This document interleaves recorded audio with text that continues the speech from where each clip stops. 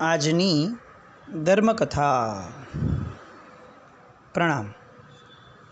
એક સરસ મજાનો ઇતિહાસ. યુગાદિદેવ તીર્થંકર પરમાત્મા ઋષભદેવ એમણે યુગલિક ધર્મનું નિવારણ કર્યું, વ્યવહાર માર્ગ પ્રવર્તાવ્યો, ભરત ક્ષેત્રમાં પ્રથમ રાજા થયા, આદ્ય ધર્મ પ્રવર્તક અને મોક્ષગામી તીર્થંકર પણ થયા. એમના પુત્ર ભરત મહારાજા આ અવસર પેઢીના પ્રથમ ચક્રવર્તી થયા. પ્રથમ તીર્થંકર મોક્ષે ગયા એ પછી 3 વર્ષ અને 8.5 મહિના બાદ ચોથો આરો બેઠો. આ ચોથા આરાનું પ્રમાણ એક કોડાકોડી સાગરોપમથી 42,000 વર્ષ ઓછું હતું. ભરત ચક્રવર્તી ચોથા આરાની શરૂઆતમાં થયા. ઋષભદેવ ભગવાનને કેવળ ઉત્પન્ન થયું એ પછી અંતર્મુહૂર્તમાં મોક્ષ માર્ગ શરૂ થયો. મરુદેવા માતા મોક્ષે ગયા ત્યારથી અને ત્યાર પછીથી અસંખ્યાથી પાઠ પરંપરા સુધી આ મોક્ષ માર્ગ ચાલુ રહ્યો. ચોથા આરાની શરૂઆતની અંદરમાં ભરત મહારાજા ચક્રવર્તી થયા, ઋષભદેવ ભગવાન, અને આ બાજુ ચોથા આરાના અંતની અંદરમાં વર્ધમાન સ્વામી ભગવાન, અને પાંચમા આરાની કેટલીક શરૂઆતના સમયે. આ અત્યારે આપણો 5મો આરો ચાલે છે. હવે વાત રહી ઇતિહાસની. આ જગતની અંદરમાં જેટલા પણ વ્યવહારો અત્યારે આપણને દેખાય છે, પછી એ ધર્મને લગતા હોય, અધર્મને લગતા હોય, રાજકારણને લગતા હોય, કોઈ પણ ક્ષેત્રને લગતા હોય, રમતને લગતા હોય, આ બધા જ વ્યવહાર ધર્મની પ્રથમ શરૂઆત યુગાદિદેવ રાજા ઋષભના જીવનથી થઈ. એમણે એમના જીવનકાળની અંદરમાં બધું જ શીખવ્યું. આપણે આ બધું જોયું. હવે એ સમયે જે લોકો જૈન ધર્મના રહસ્યો સમજ્યા, ઋષભદેવ ભગવાન કેવળ જ્ઞાન પામ્યા પછી, એ બધાએ જૈન મતને સ્વીકાર્યો. જ્યાં સુધી 1000 વર્ષનો એ પરમાત્માનો જે કાળ હતો, દીક્ષા કાળ, સાધના કાળ, એ દરમિયાનમાં અને એ ઉપરાંત પણ કેટલાક લોકો ફળ વગેરે ખાઈ અને વનમાં રહેતા હતા અને તપશ્ચર્યા કરતા હતા. એ લોકોનો ધર્મ એ તાપસ ધર્મ તરીકે પાછળથી પ્રચલિત થયો. હવે એ જો કે તાપસો પણ અંતે ધ્યાન તો કરતા હતા ઋષભદેવ ભગવાનનું જ, પણ એમની કેટલીક પદ્ધતિઓ એ પરમાત્મા વ્યવસ્થા સ્થાપે ધર્મ વ્યવસ્થા એ પૂર્વેની હતી. એટલે એ લોકોની પદ્ધતિઓ કેટલીક અલગ રહી, પણ મૂળમાં તાપસ ધર્મ પણ અંતે માનતો હતો ઋષભદેવ ભગવાનને જ. હવે વર્ધમાન સ્વામી ભગવાન, જેમનો એક શરૂઆતનો ભવ એ હતો ભરત ચક્રવર્તીને ત્યાં પુત્ર રૂપે જ્યારે મરીચીના નામથી ઉત્પન્ન થયેલા ત્યાંથી એ ભવની કેટલીક વાતો આપણને ખ્યાલમાં છે કે કુળમત કર્યો, ગર્વ કર્યો, જૈન સાધુનો વેશ મૂક્યો અને અંતે ત્રિદંડી નામનું સ્વરૂપ એમણે ઊભું કર્યું. એ ત્રિદંડી થયા પછી પણ પહેલાં તો એઓ ઋષભદેવ ભગવાનની જ વાતો કરતા અને જે આવે તેને ઋષભદેવ ભગવાન પાસે મોકલતા. પરમાત્માના શ્રમણો પ્રત્યે પણ એમને પ્રેમ હતો. પરંતુ કપિલ આવ્યો અને પછીથી મરીચીએ જે આખી વાતો મૂકી અને પછી પોતાનો એક વિશેષ પંથ સ્થાપ્યો અને જેના પરિણામે એમનો સંસાર વધ્યો. એક પંથ ઋષભદેવ ભગવાન પછી તરતમાં એ ત્રિદંડી નામનો પંથ જે છે એ વિસ્તર્યો. આપણે ક્રમબદ્ધ રીતે કયા ધર્મો કયા સમયે થયા એની વાતો લઈએ છીએ. હવે બીજો એક પ્રસંગ જે આપણે ગઈકાલે છેલ્લે ઊભો રાખ્યો હતો કે ગંગાની ઉત્પત્તિ આ જગતમાં કઈ રીતે થઈ. આમ તો શાશ્વતી નદી છે, પણ આ ભરત ક્ષેત્રની અંદરમાં કઈ રીતે આવી. તો ઋષભદેવ ભગવાનની પાઠ પરંપરામાં વિનિતા નગરીમાં અસંખ્ય કેટલી બધી પાઠ પરંપરાઓ પૂરી થઈ પછી અજીતનાથ ભગવાન તીર્થંકર થયા. એ અજીતનાથ ભગવાનના કાળમાં સગર નામના ચક્રવર્તી થયા, જે ભરત ચક્રવર્તી પછીના સેકન્ડ ચક્રવર્તી હતા. બહુ મોટો પરિવાર તીર્થયાત્રા કરવા માટે અષ્ટાપદ પર્વતે આવ્યા. એ સમયે અષ્ટાપદ ખુલ્લું હતું. અષ્ટાપદની યાત્રા કરતાં કરતાં એના ભવ્ય મંદિરો જોયા અને રત્નમય પ્રતિમાઓના દર્શન કર્યા અને એમને એમ થયું કે આ આપણા પૂર્વજોએ જે કીર્તિ કરી આખી ઊભી કરી છે એનું રક્ષણ કરવા માટે આપણે સામાન્ય વ્યક્તિઓ અહીંયા ન આવી શકે એટલા માટે કંઈક વિશેષ વ્યવસ્થા કરવી જોઈએ.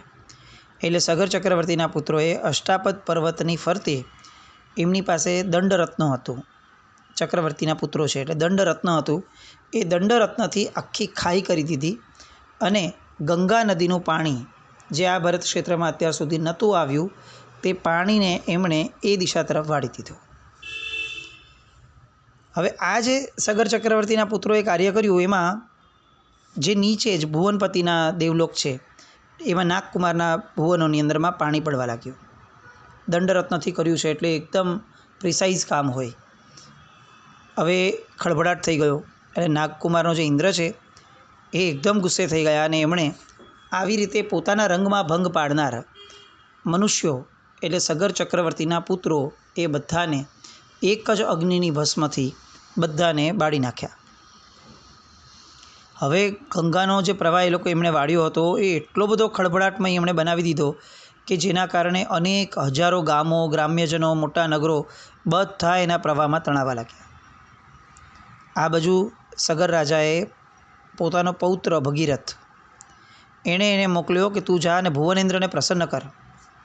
એટલે એણે ગંગા તટ ઉપર ઉગ્ર તપશ્ચર્યા કરી અને આ ઉગ્ર તપશ્ચર્યાના કારણે ભુવનેન્દ્ર પ્રસન્ન થયા અને ગંગાજીને પોતાની પાછળ પાછળ લાવી સમુદ્ર સાથે એમણે ભેળવી દીધી અને લોકોનું સંકટ દૂર કર્યું. આ જગતને પુનર્જીવન પ્રાપ્ત થયું. ત્યારથી આ ગંગાનું નામ ભાગીરથી ગંગાના નામે પ્રસિદ્ધ થયું. આ ભાગીરથીમાં જે ભગીરથ એ લોકો જે એક ઋષિ દેખાડે છે સનાતન ધર્મની વાર્તાઓમાં, એ ઋષિ નથી. એ ભગીરથ જે છે એ સગર રાજાના પૌત્ર છે અને એમણે આ ગંગા નદીને જો વાળી ન હોત તો આજે આપણું આ ભરત ક્ષેત્ર એ ક્યાંય પાણીમાં ગરકાવ થઈ ગયું હોત. એટલે આ પરમ ઉપકાર આપણી પર આ ભગીરથનો, અને એટલે જ આ ગંગા નદીને આપણે ભાગીરથી ગંગા તરીકે પણ ઓળખીએ છીએ. હવે અજીતનાથ ભગવાનનું નિર્વાણ થયું, સંભવનાથ ભગવાનનું નિર્વાણ થયું. એમ કરતાં કરતાં કરતાં ઘણા બધા તીર્થંકરો નિર્વાણ થયા. એક બીજો પ્રસંગ કે જે પ્રસંગને પણ આપણે અત્યારે જોવાનો છે, એક નવો મત પંથ તરીકે જે આવે છે એ છે વિશ્વા તીર્થંકર મુનીશ્વર સ્વામી, જે મગધ દેશની રાજગૃહી નગરીમાં ઉત્પન્ન થયા હતા. એમના સમયમાં હસ્તિનાપુર નગરની અંદરમાં પદ્મનાભ નામનો રાજા રાજ્ય કરતો હતો. એ પદ્મનાભને 2 દીકરાઓ હતા, વિષ્ણુકુમાર અને મહાપદ્મ. એમાંથી મહાપદ્મએ 6 ખંડ જીત્યા અને 9મા ચક્રવર્તીનું પદ એણે પ્રાપ્ત કર્યું. એ જ તીર્થકાળની અંદરમાં સનાતન ધર્મનું એક બહુ જ મહત્ત્વનું અંગ કહી શકાય એવા શ્રી રામ, લક્ષ્મણ અને રાવણ આદિ ઐતિહાસિક મહાપુરુષો એ સમયે થયા કે જેમના કારણે રામાયણ નામનું એક મહાકાવ્ય રચાયું. આ રામાયણની, આ રામ રાજ્યની સનાતન યુગના ગ્રંથોએ પણ નોંધ કરી છે અને સેમ વે જૈન શાસનના ગ્રંથોએ પણ એ જ નોંધ કરી છે. આપણે એ લોકો એમને અવતારી પુરુષ તરીકે ગણી રહ્યા છે અને આપણે આ અવતારી મહાપુરુષને તદ્ભવ મોક્ષગામી હતા રામ, શ્રીરામ પોતે, એટલે એ સિદ્ધ ભગવંત થયા છે શ્રીરામ પોતે. અલબત્ત લક્ષ્મણજી અત્યારે નરકમાં છે, પણ પછીથી એ બધાનું ઉજ્જવળ ભાવિ છે. શલાકા પુરુષો તરીકે આપણે બધાનું જીવન આપણે અત્યાર સુધીમાં જોયું છે. એટલે આ એક રામની જે વાત છે એ વિશ્વા તીર્થંકર પરમાત્મા મુનીશ્વર સ્વામી ભગવાન પછીથી થયા. હવે 8મા બળદેવ એ પછીથી થયા, વાસુદેવ અને પ્રતિવાસુદેવ બધા. એ પછીથી ગૌતમ નામના એક મહાન ઋષિ થયા હતા રામ અને લક્ષ્મણના સમયમાં, જેમણે ન્યાયશાસ્ત્ર રચ્યું હતું. એની પણ વાતો વેદ વગેરેની અંદરમાં આવે છે. મુનીશ્વર સ્વામી ભગવાનના મોક્ષગમન પછી 21મા તીર્થંકર થયા નમીનાથ ભગવાન. એમના સમયમાં હરિસેન અને જય નામે 10મા અને 11મા ચક્રવર્તી થયા. 6 ખંડ જીતી એમણે પૃથ્વીની પર રાજગાદી સ્થાપી. એમના મોક્ષગમન પછી નમીનાથ ભગવાનના 22મા તીર્થંકર પધાર્યા નેમિનાથ ભગવાન. એમના સમયમાં જે છેલ્લા વાસુદેવ, બળદેવ અને પ્રતિવાસુદેવ થયા તે હતા કૃષ્ણ, બળભદ્ર અને જરાસંઘ. જરાસંઘ મગધ ઉપર અધિપત્ય ભોગવતા હતા. એમના સમયમાં વેદ વ્યાસ ઋષિ થયા, જેમણે મહાભારત આદિ ગ્રંથોની રચના કરી. એ સમયે બ્રાહ્મણ ભાષ્યો લોકોનું જોર વધવા લાગ્યું એટલે નવી નવી શ્રુતિઓ રચી અને માન્યતા પ્રચલિત કરી. એટલે ભરતમાં એ સમયે ગૃહસ્થ પૂજાઓ પણ ચાલુ હતી. મીનવાઇલ આપણે ત્યાં 9મા તીર્થંકર જ્યારે સુવિધિનાથ ભગવાન થયા હતા ત્યારે એક અચ્છેરું થયું હતું. આજે અસંયતિ શબ્દ જે છે ક્યારથી મૂળમાં પ્રચલિત બહુ જ થયો એ આ સુવિધિનાથ ભગવાનના કાળમાં બ્રાહ્મણ ભાષ્યોનું જોર વધવા લાગ્યું. જૈન સંઘની અંદરમાં વિચ્છેદ પડ્યો. એટલે 10મા શીતલનાથ તીર્થંકર થયા, જેમનો ઉપદેશ બ્રાહ્મણ ભાષીઓએ માન્ય રાખ્યો નહીં. નોર્મલી એવું થાય કે પાર્શ્વનાથ ભગવાન થયા સમજો, તો એની પછી વર્ધમાન સ્વામી ભગવાન થયા, તો પાર્શ્વનાથ ભગવાનના અનુયાયીઓ જેટલા પણ હોય એ બધા વર્ધમાન સ્વામી ભગવાનના ઉપદેશની અંદરમાં સહમત થાય અને ભળી જાય. એટલે ક્યાંય કોઈ વિચ્છેદ ન થતો, ક્યારેય નથી થયો અત્યાર સુધી. આ એક બહુ મોટું અચ્છેરું થયું કે નવમા તીર્થંકર પરમાત્માના અનુયાયીઓ જે ધીરે ધીરે બ્રાહ્મણ ભાષી થઈ ગયા હતા, વેશ વગેરે પ્રચલન આપલું, પણ માન્યતાની અંદરમાં ફરક થવા લાગેલો, કારણ કે બહુ મોટા પ્રમાણમાં આ લોકોનું જોર વધવા લાગ્યું. એ લોકોએ 10મા પરમાત્માની દેશના વગેરે સાંભળવા છતાં પણ એમનો પ્રતિકાર કર્યો અને ખુલ્લી રીતે એમણે જૈન ધર્મના ખંડન કરવાનું શરૂ કર્યું. એટલે જે એ સમયે ભોળા અને શ્રદ્ધાળુ લોકો હતા, આપણે જોયું કે પહેલાંને છેલ્લા તીર્થંકર પરમાત્મા સિવાયના જીવો બધા જ ઋજુ અને પ્રાજ્ઞ. એટલે એ ભોળા અને શ્રદ્ધાળુ લોકોને આ બ્રાહ્મણો પોતે સમજાવવા લાગ્યા અને પોતાની રીતે પૂજા વગેરે ધર્મમાં કરવા લાગ્યા. શ્રાદ્ધ, દાન વગેરેમાં પોતાની મહત્તા જે હતી એ રીતે એમણે વધારવા માંડ્યું, ધનને એકઠું કરવા માંડ્યું અને વેદની રચનાઓ થઈ. એ જે કાળ હતો એની અંદરમાં આપણે ત્યાં અક્ષરામાં પણ આ વસ્તુ આવે છે કે એ સમયની અંદરમાં તીર્થ જે છે એમાં કેટલાક સમય માટેનો એક ગેપ આવ્યો, પણ એ જે જોર વધ્યું અને વેદ વગેરે જે રચનાઓ થઈ એ બધી પાછળથી વ્યાસ ઋષિએ એને પુનર્જીવિત કર્યા. હવે નેમિનાથ ભગવાનના સમયમાં આ વ્યાસ ઋષિ થયા. એમણે સનાતન ધર્મનો જે ફેલાવો કર્યો અને એ ઉપરાંત કૌરવો અને પાંડવો વચ્ચે જે મહાન ધર્મયુદ્ધ થયું હતું અને એના કારણે કૃષ્ણ વાસુદેવ મહાન ધનુર્ધારી અર્જુનને જે સમજાવ્યું હતું એ ગીતા નામના ગ્રંથની એમણે રચના કરી. રાજ્ય ધર્મ એમાં શીખવાડવામાં આવ્યો, વૈદાંતિક ધર્મ પણ એમાં સમજાવવામાં આવ્યો અને અનેક બીજા આવા ગ્રંથોની પણ એમને રચના કરી. આ રામાયણ અને મહાભારત, આ જે 2 ગ્રંથો થયા એના કારણે સનાતન ધર્મના ઋષિઓએ સનાતન ધર્મનો ચારેય દિશામાં જબરદસ્ત ફેલાવો કર્યો, જેની પછીથી પણ ઘણી વૃદ્ધિ થઈ. આ બાજુ ઋષભદેવ ભગવાનના કાળથી લઈને 23મા પાર્શ્વનાથ ભગવાન સુધી સનાતન ધર્મીઓમાં યજ્ઞનું જોર વધવા લાગેલું. એટલે જેમ જેમ સનાતન ધર્મ વધવા લાગ્યો તેમ તેમ યજ્ઞ એનું બળ વધવા લાગ્યું. જૈન ધર્મને પાળનારી પ્રજા પણ કેટલેક અંશે ક્યારેક સનાતન ધર્મ પ્રેમી બની. રાજ્ય ધર્મ તરીકે જે જૈન ધર્મ હતો, જે ખૂબ પ્રગતિ પામ્યો હતો, એમાં વચ્ચે વર્ધમાન સ્વામી ભગવાનના શાસનકાળમાં પણ થોડીક ઉણપ આવી અને કેટલા બધા રાજાઓ એ સનાતન ધર્મી બન્યા હતા. આ બાજુ કૃષ્ણ વાસુદેવ જેવા અવતારી પુરુષના જ રાજ્ય કુટુંબમાંથી નેમિનાથ જેવા તીર્થંકર થયા, જૈન ધર્મનો ડંકો વાગ્યો અને એ પછી પંજાબ આજનું જે છે અને પાંચાલ નામનો દેશ જે સમય હતો, ત્યાં કાંપિલ્યપુર નગરની અંદરમાં બ્રહ્મદત્ત નામે આ ભરતખંડના છેલ્લા ચક્રવર્તી થયા, જેઓ 6 મહિનામાં 6 ખંડની પૃથ્વી તાબે કરી અને આ ભરત ક્ષેત્રના છેલ્લા સાર્વભૌમ બન્યા. એ પછીથી એક પણ વ્યક્તિ આ 6 ખંડને ક્યારે જીતી શક્યા નથી. આ આખી સમરી થઈ કે અન્ય ધર્મો કઈ રીતે ક્યારે ઉત્પન્ન થયા.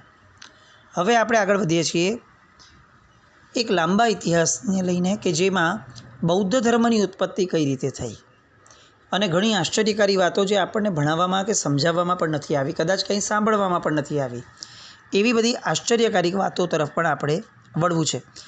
આ જે બૌદ્ધ ધર્મની ઉત્પત્તિ છે એની વાત કરવામાં સૌથી મહત્ત્વનો રોલ પ્લે અગર કોઈનો છે કે જેના વગર આ વાતને આપણે આગળ જ ન વધારી શકીએ તો એ હતા મહારાજા શ્રેણિક, જેમનું બીજું નામ હતું બિંબિસાર.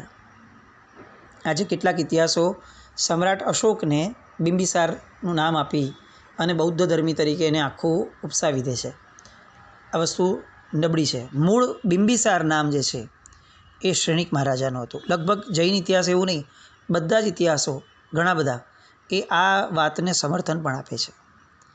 હવે આ બિંબિસારનો ઇતિહાસ એ જાણવો બહુ જરૂરી છે, કારણ કે તો જ આપણને ગૌતમ બુદ્ધ અને સમ્રાટ સંપ્રતિ જેમની વાત આપણું અંતિમ લક્ષ્ય છે એની વાતોની લિંક આપણને મળશે. કાશી દેશના પ્રાચીન ઇતિહાસ તરફ નજર કરીએ તો ઈસવીસન પૂર્વે 8મી સદીમાં ઇક્ષ્વાકુ વંશના રાજા અશ્વસેનનું ત્યાં રાજ્ય હતું. જૈન ધર્મના 23મા તીર્થંકર શ્રી પાર્શ્વનાથ ભગવાનના એ પિતા, એમણે પિતાની હયાતી હતી ત્યારે જ સંસાર ત્યાગ કર્યો અને 30 વર્ષની ઉંમરે દીક્ષા લીધી. 70 વર્ષનું સાધુ જીવન ગાળ્યું અને 100 વર્ષની વય નિર્વાણની પ્રાપ્તિ કરી. વર્ધમાન સ્વામીના પહેલાંના 250 વર્ષ પૂર્વે આ ઘટના થઈ. પાર્શ્વનાથ ભગવાનનો જન્મ ઈસવીસન પૂર્વે 877માં થયો અને એમની દીક્ષા જે છે એ ઈસવીસન પૂર્વે એટલે કે ઈસુ ખ્રિસ્ત થયા એના પહેલાંના 847માં થઈ ત્યારે અશ્વસેન રાજા હજી પોતાની ગાદી પર હતા અને જેમનું મૃત્યુ પાર્શ્વનાથ ભગવાનના દીક્ષા લીધા પછી થયું હતું. આવો કાશી દેશ. એ કાશી દેશમાં શિશુનાગ નામનો જે વંશ છે એ વંશના મુખ્યપણે રાજાઓ થતા હતા. હવે અશ્વસેન સ્વર્ગવાસ પામ્યા ત્યારે અવંતીના પ્રદેશ ઉપર, અવંતી નામની નગરી, તે પ્રદેશ ઉપર વિત્તિહોત્રીઓની સત્તા હતી. વિત્તિહોત્રી એમણે પોતાનો મૂળ પ્રદેશ ગુમાવ્યો હતો, એટલે એ પ્રદેશ ઉપર એમણે પોતાના પુત્ર શિશુનાગને બેસાડ્યો. શિશુનાગ કાશીનો રાજા થયો. એણે શિશુનાગ વંશની સ્થાપના કરી અને અનેક વાયુ પુરાણ, મત્સ્ય પુરાણ વગેરે પુરાણો સનાતન ધર્મના, એ પુરાણોમાં આખી આ વાતની પુષ્ટિ પણ અપાઈ છે. આપણે પણ આ જ વસ્તુને આ રીતે માનીએ છીએ. હવે શિશુનાગને મગધની રાજધાની ગિરિવ્રજ જવું પડ્યું કાશી છોડીને. એટલે પોતાની ગેરહાજરીમાં એણે પોતાના પુત્રને રાજગાદી પર બેસાડ્યો. એટલે બધા જે ક્ષત્રિયો રાજા થયા એ બધા કાશીપતિ પછીથી બન્યા અને એ લોકો જ મગધની રાજગાદી અને કાશીની રાજગાદી એ બંનેઓની નીચે, સત્તાની નીચે શિશુનાગ વંશીય તરીકે બધા આવ્યા. આ બાજુ અશ્વસેન રાજાની રાજગાદી ઉપર કૌશલપતિનો પૂરતો હક પહોંચતા હોવા છતાં શિશુનાગે તે ખેંચ પચાવી પાડ્યો અને એની સાથે યુદ્ધ નોતર્યું. વારંવાર આ બંને વચ્ચે યુદ્ધ થતા. છેક મગધની ગાદીએ રાજા શ્રેણિક આવ્યા ત્યારે કૌશલપતિની કુંવરી સાથે મહારાજા શ્રેણિકનો લગ્ન સંબંધ જોડાયો અને એ જે ઝઘડો ઊભો થયો હતો કૌશલપતિનો અને શિશુનાગનો, એ ઝઘડાનો શ્રેણિક મહારાજાએ દ્વારા અંત આણવામાં આવ્યો. 6ઠ્ઠી સદી સુધી બંને આનંદથી રાજ્ય કરતા હતા. કુણિકનો રાજ્ય અમલ આવ્યો ત્યારે ફરીથી ચકમકો થઈ હતી. પણ મૂળમાં આ શ્રેણિક મહારાજા એમણે આ જે અશ્વસેન રાજાની ગેરહાજરી પછીનો જે એક આખો વિઘાતક ક્રમ ઊભો થયો હતો, ચિક્કાર યુદ્ધો થયા, એ બધાનો અંત એમણે ત્યારે આણ્યો. શ્રેણિક જે રાજ્યગાદીએ આવ્યા એની પૂર્વે લગભગ 250 વર્ષ સુધી 5 રાજાઓ થયા: શિશુનાગ, કાકવર્ણ, ક્ષેમવર્ધન, ક્ષેમજીત અને પ્રસેનજીત. એમાંથી આપણે જે વાત જોવાની છે શ્રેણિક મહારાજાના પિતા પ્રસેનજીતની, એ 45 વર્ષ સુધી એમણે રાજ્યગાદી ભોગવી. અને જ્યારે શ્રેણિકને એમણે મગધની રાજગાદી આપી ત્યારે શ્રેણિકની ઉંમર, બિંબિસાર, એની ઉંમર ફક્ત 20 વર્ષની હતી. હવે આ પ્રસેનજીત જે છે એને 100 રાજકુમારો એટલે 100 દીકરાઓ હતા અને અનેક જાતના રાજ્ય પ્રપંચો એ સમયે બહુ થતા હતા. અને એના કારણે એક જે ઘટના બની જેના કારણે શ્રેણિક સાથે બહુ મોટો અન્યાય થયો. ઘટના એવી હતી કે પ્રસેનજીત વૃદ્ધાવસ્થામાં હતા, શિકાર માટે જંગલોમાં ગયા હતા. સંધ્યાનો સમય થયો એટલે એક પલ્લીપતિ ભીલના ઘરે આશ્રય લેવો પડ્યો. એ ભીલની એક દીકરી તિલકા નામની, બધાએ સ્વાગત કર્યું અને પ્રસેનજીતને થાળી પીરસી રહી હતી. પ્રસેનજીતનું ધ્યાન એ ભીલ કન્યા તરફ ચોંટી ગયું. વૃદ્ધ ઉંમરે પણ મનમાં જે કામ રાગ પ્રગટ્યો એને અટકાવી નહીં શક્યા અને મનમાં ભાવ થયો કે આવું સૌંદર્ય મારા અંતઃપુરની એક પણ રાણીમાં દેખાતું નથી. એટલે આ અમૃતમય સરોવરના કમળ રૂપેલા ખીલેલા સૂર્ય અને આ ચંદ્ર, એ બંનેઓનું રૂપ જેની અંદરમાં વસેલું છે, એવી આ રાણીને મારે અંતઃપુરની રાણી બનાવી છે. પણ ત્યારે તરત ના પાડી બિલ્લે કે આવી અનેક રાણીઓ જે તમારી છે એમાં એકનો વધારો કરે અને મારી દીકરીનું જીવન એમાં બગાડવું નથી. મહારાજા નિરાશ થયા, પણ દૂરથી પોતાનું સૈન્ય આવતું હતું એટલે પોતે વાત પડકી મૂકી અને ગિરિવ્રત તરફ વયા ગયા. પણ મગજમાંથી એક ભીલ કન્યા ગઈ નહીં. અંતે એમણે એ કન્યા સાથે લગ્ન કર્યા. થોડા દિવસમાં તિલકાવતી રાણીને એક પુત્ર થયો, જે પુત્રની ઉંમર એક્ઝેક્ટ બિંબિસાર શ્રેણિક જેટલી જ. અને કુલ મળીને આવી રીતે પ્રસેનજીતને 100 પુત્રો થયા. હવે જ્યારે પાટવી કુંવર નિશ્ચિત કરવાનો હતો, એટલે જાહેર સભાની અંદરમાં નિર્ણય કરવાનો હતો, ત્યારે તિલકાવતીએ પોતાના પુત્રને રાજ્યગાદી આપશો આવું તમે મને વચન આપ્યું હતું એવું પ્રસેનજીતને ભર સભામાં યાદ કરાવ્યું. ભીલ કન્યાએ જ્યારે લગ્ન કર્યા ત્યારે કહ્યું, એના પિતાએ પણ કહ્યું હતું અને તિલકાવતીએ પણ કહ્યું હતું કે તમે આવી રીતે લગ્ન તો કરી લેશો પણ પછી તો ભૂલી જશો મને. તો કેટલી બધી રાણીઓની ભેગી મારી પણ જીવન આવું થઈ જશે, તો તમે મને વચન આપો કે મારા પુત્રને તમે રાજગાદી આપશો. અને એ સમયે કામરાગની અંદર અંધ બનેલા પ્રસેનજીતે રાજ્ય સોંપવાનું વચન પણ આપી દીધું હતું, જે અત્યારે આ તિલકાવતીએ યાદ કરાવડાવ્યું. એટલે બીજે દિવસે જે આ રાજકુમારની પરીક્ષા થઈ એમાં યોગ્ય હોવા છતાં પણ શ્રેણિક પ્રત્યે અન્યાય કરવામાં આવ્યો, અને જેના કારણે તરત જ આ શ્રેણિકે રાજ્ય મહેલને રાજગાદીના બદલે વનવાસ સ્વીકારી લીધો અને પોતે એક જહાજમાં જઈ પડ્યા, જેનું નામ પોતાનું નામ બદલાવીને ગોપાળકુમાર એવું પોતાનું નામ રાખ્યું. આ શ્રેણિકના જ જીવનનો પૂર્વનો ઇતિહાસ ચાલી રહ્યો છે. એ જ ભવ, પૂર્વનો ભવ નથી. એટલે લગભગ 17 વર્ષની યુવાવસ્થાએ શ્રેણિક આવી રીતે નીકળી ગયેલા. એ ત્યાંથી મગધમાંથી નીકળ્યા, એની લોકોએ નોંધ લીધી. લોકોને બહુ ખરાબ લાગ્યું, પાટવી કુંવર હતા અને કેવી રીતે નીકળી જાય. મહારાજને પણ પશ્ચાતાપ થયો, પણ હવે શું થાય. આ બાજુ એ ગોપાળ એટલે કે બિંબિસાર એટલે કે શ્રેણિક એ ત્યાંથી આગળ ગયા. ગણ્યા ગાંઠિયા માણસો જતા એ જહાજની અંદરમાં. કેટલાક દિવસ પછીથી બેન્નાતટ નામનું એક નગર આવ્યું. ત્યાંથી બીજું એક રાજ્ય અંદરનું, જેનું નામ ધનકટક. આ રાજ્યની અંદરમાં એ ગોપાળ આંટો મારવા નીચે ઉતર્યો. જે રીતે અત્યારે આપણે ત્યાં મુંબઈ અને લંડન વગેરે વેપારી બંદર મોટું છે, એવી રીતે બેન્નાતટ નગર એ સમયે જાહોજલાલથી ભરપૂર ગણાતું હતું સિંધ પ્રદેશનું. અને બેન્નાતટ ઉપર ઘણી બધી સંસ્કૃતિઓ ભેગી થતી. ઇજિપ્ત, ગ્રીસ, રોમ, અરબસ્તાન, એડન, આ બધા જ એ સમયના શ્રેણિકના સમયના બધા રાજ્યો.